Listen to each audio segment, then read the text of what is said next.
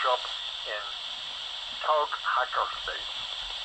Many radio operators have to rely on ready-made radios, patch leads and antennas because they never had a chance to learn the one skill that all true experimenters can't do without, that's soldering.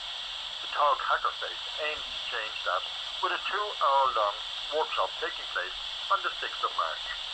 This hands-on workshop will cover various aspects of soldering, from the basic techniques of soldering to soldering electronic components to make simple circuits.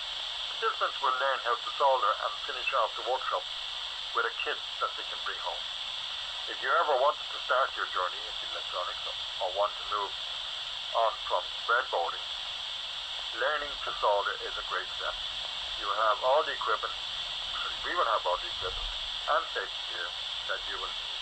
The workshop will be led by Jeffrey, X27 India Romeo Bravo, and Gary. They have many years in the experience of building products and leading workshops. Tea, coffee and a few biscuits will be on hand before starting the workshop.